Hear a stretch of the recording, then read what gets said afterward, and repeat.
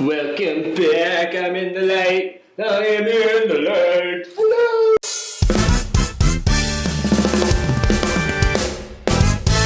Today we're doing this. This was a temporary green screen that I built, and yeah, I just got a piece of fabric and I stapled it to the wall, and then it had wrinkles.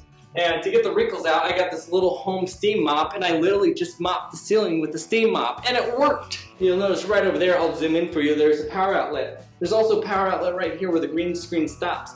When I built this, I rewired it as well, and I wired it up so there's not going to be any outlets in the middle here. The green screen is going to be 12 feet wide. The ceiling is 9 feet tall. Whoa. On a different video, I'll show you the lighting. I got new lighting. What you do see in the window, this is old lighting. It's still good. I'm still going to use it, but it's not going to be my main lighting. I have better lighting I got, and this will go away into backup or for other side projects. But today, we're just talking about the green screen. Today, I'm going to show you how to do that. But first, I got to get rid of the old green screen setup, move it out of the way. This isn't duct tape, it's gaff tape, and it doesn't leave sticky residue on your cables for your lighting or audio cables. It is way more expensive than duct tape, but if you're in film and video, you want to use gaff tape, or you're going to be spending hours cleaning your cables, or you're going to have disgusting cables. I'll put a link for that down below if you want to get yourself some gaff tape.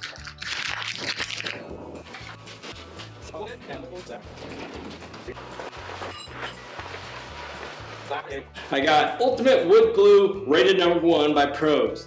There's several different wood glues. I'm not gonna lie and pretend like I'm a professional wood gluer. I basically got the wood glue that had the best reviews. And I just let it go down. Let it go. Let it go. Future me here with better microphones to say I should have been brushing the glue on, and I should have been using a lot more glue than what I used. Also, I used 1/4-inch boards and 1/2-inch boards. If I was going to do it over again, I would just make them all 1/2-inch boards.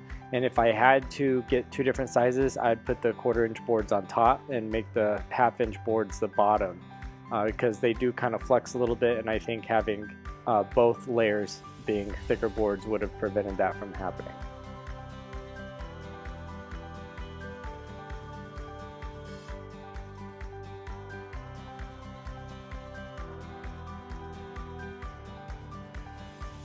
Here I'm grabbing anything heavy that I can find to put on the boards just to kind of have weight on them until the glue dries. And then I got these really tiny screws long enough to barely bite both boards, just to kind of hold them together, to sandwich them together. Really, I'm thinking of it as more of a floating platform, and the glue I put between the floor and the boards is more or less just to keep it from sliding somewhere I don't want it to slide.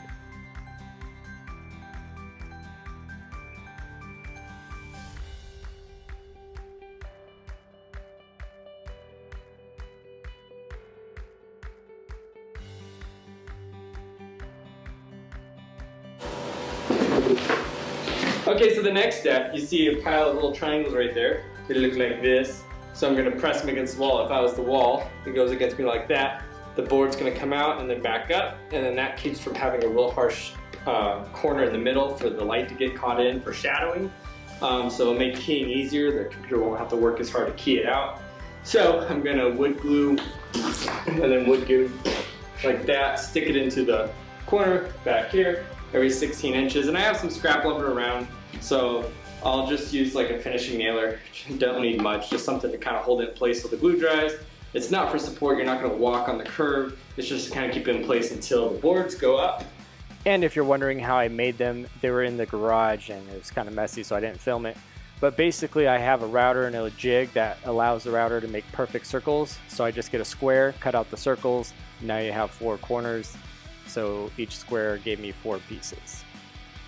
Then with this type of material, I forget what it's called, but I got it in the trim section, and I put the shiny side up, the rough side down, and you can see a little bit of crookedness. That's fine, we'll fix that later. But at the top here, you'll see in a second I messed it up a little bit. And the reason why I spun it around is because I wanted the nice clean cut that's factory cut to be on the top. And so I put my crooked cut at the bottom, and that's why you can see a little bit.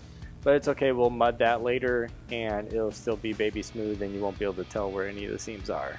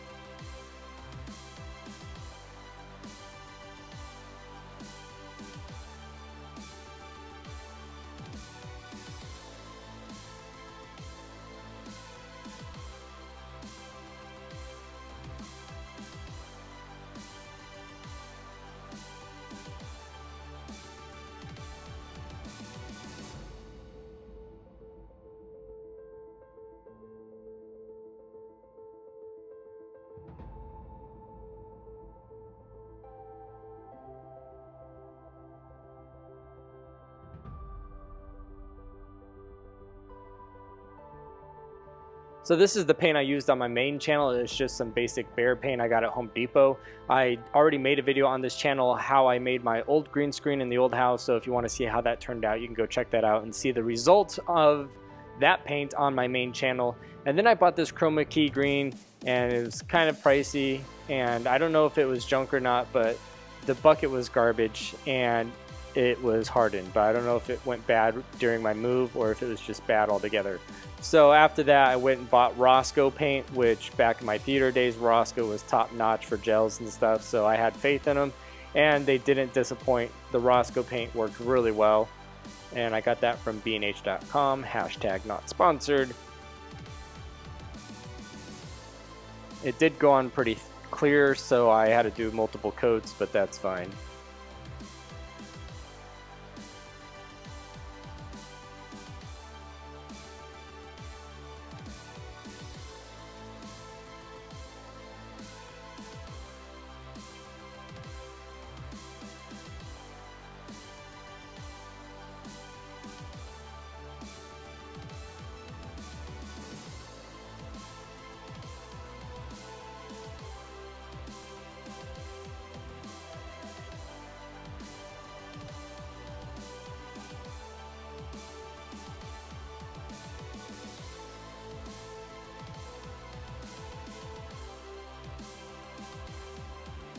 And there you go, that's the best green screen I've ever had.